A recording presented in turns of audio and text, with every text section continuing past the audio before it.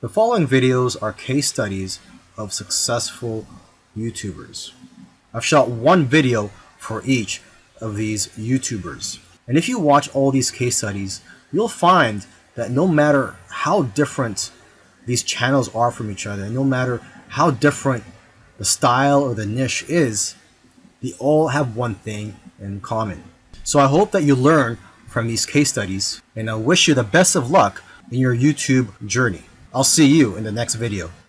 This particular case study is about Neil Patel, who's a very successful digital marketer and is worth millions of dollars. Forbes says that he's one of the top 10 marketers, and Entrepreneur Magazine says he created one of the 100 most brilliant companies. Okay, he was also recognized as a top 100 entrepreneur under the age of 30 and also a top 100 entrepreneur under the age of 35. Now, some people may be thinking, well, he's already a successful and popular digital marketer with a large audience, so it shouldn't be that hard for him to have a successful YouTube channel. However, there are many other successful marketers who have large audiences as well, whose YouTube channels haven't yet taken off. Neil Patel, according to him, within his first year of starting a YouTube channel, he was able to get over 100,000 subscribers, and to date, he has over 298,000 subscribers. So what are Neil Patel's keys to success on YouTube? Well, his keys to success are very similar to other successful YouTubers. And one of the main things that I see that's very common amongst successful YouTubers is consistency. Okay, he tries to shoot for 3 videos per week. Now, if you don't have time for 3 videos per week, try just going for 1 video per week. Okay, so he shoots 3 videos per week, and according to him, that's how he gets over 9,000 subscribers per month organically. He also tries to optimize his videos, and ideally he makes them over 5 minutes long, because YouTube prefers videos that are at least over 5 minutes long, and of course have a good title and thumbnail. A lot of people already know that if you want to have a successful YouTube channel and you want to attract clicks, you have to have an attractive thumbnail that will get attention and also a good title. Now, when optimizing your videos, you also have to see what keywords your competitors are using. So you have to search for keywords in your niche on YouTube so you can see what your competitors are doing.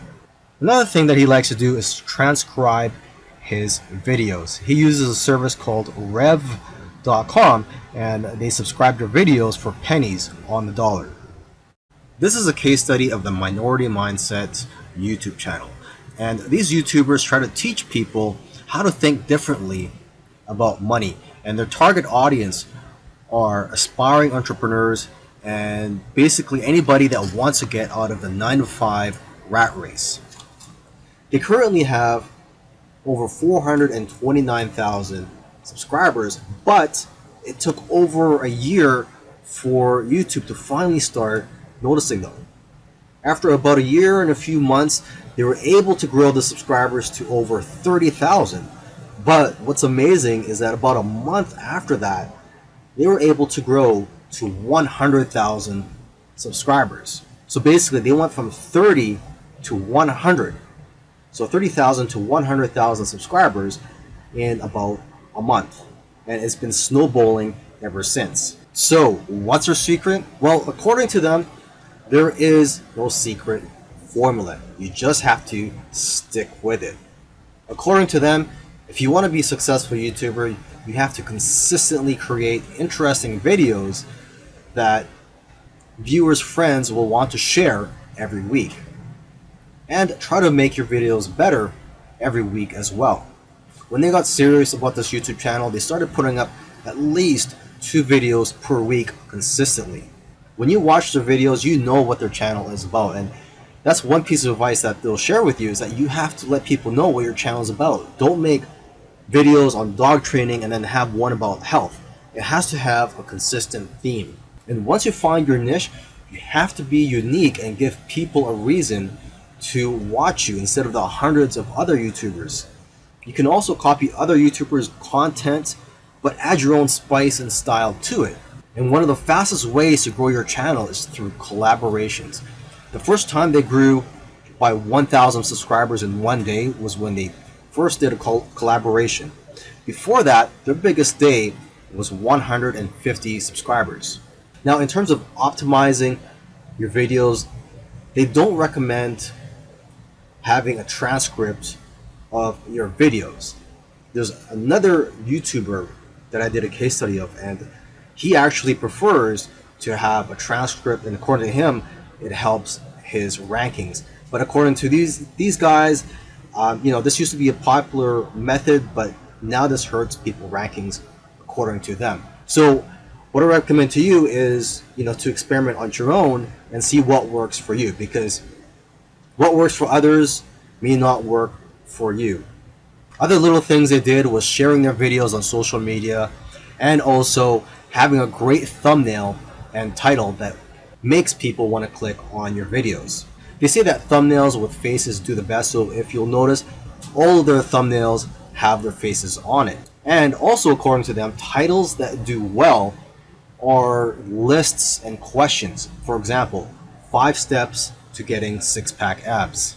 And they do focus on quality. After all, content is king. And lastly, have a schedule so that people know when to expect your videos. This is a case study of the YouTube channel Infinite Waters, Diving Deep. And this YouTuber, his name is Ralph Smart. He's a very charismatic individual, and the subjects that he talks about are almost anything related to New Age, health, spirituality, and self-help. And there's probably other topics that I didn't mention, but you could go ahead, visit Infinite Waters, check out all his videos. Now, I'm assuming that because of YouTube, he's been able to successfully branch into other areas and earn other income streams outside of YouTube. He's been able to write books, he sells his own merchandise, and he does public speaking all around the world. Now, although he is a charismatic individual, that alone does not determine your success on YouTube. So let's go ahead and take a look at his keys to success. Now, let's get the obvious thing out of the way, is that he is consistent. If you've watched other case studies already, by now you should know that one thing or one trait that they all have is that they're all consistent in making videos. In terms of the videos that he makes, he advises people to create videos that get people out of their chairs. Does your content move your audience? The way he looks at it is, don't play it safe. You always have to try to push the boundaries. You might even have to make a controversial video to go viral. And he points out that the video that you're scared the most of making is usually the one that's going to change your life, because it's those videos that are pushing the boundaries. You also have to be vulnerable so that you can connect with your audience and dare to be different. And it goes without saying that you should be yourself. You want your audience to like you for who you are. And if you watch his videos, you can tell that he enjoys what he's doing. So if you're going to go down this route, you have to enjoy what you're doing when you're making YouTube videos, because there are days, weeks, and months where you're not going to be making much money and you're going to be facing obstacles. And in order for you to be able to get through all that, you have to enjoy the whole process. Another tip from Ralph is to invest your money. He's invested well over $20,000 in equipment. And lastly, collaboration. He's collaborated with a lot of people early on, and that's how his subscribers grew, because he was crossing audiences. This is a case study for the YouTube channel Engineered Truth. And this YouTuber started out making videos that gave advice on how to get jobs. Now, his channel also focuses on entrepreneurship and how to start your own online business.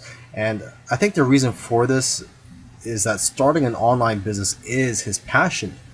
And I believe he currently has 3 online businesses at the moment. And now that he's succeeded at earning a full-time income from YouTube, he's in a good position to teach people how to also succeed online.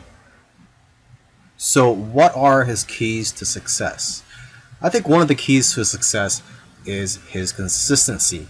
Again, if you've been following any of these case studies, you'll see that these successful YouTubers are successful because they are consistent at making videos.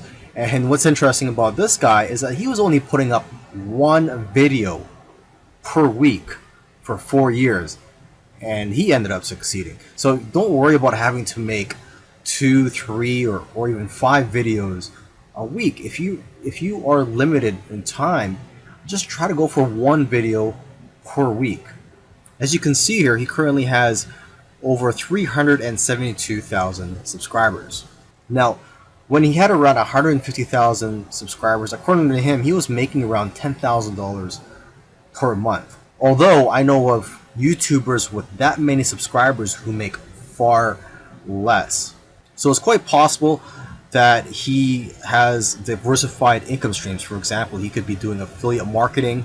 It also depends on how targeted your niche is. I've heard that the more targeted your niche is, the more you'll make from your Google AdSense ads, or basically the ads that are on your YouTube videos.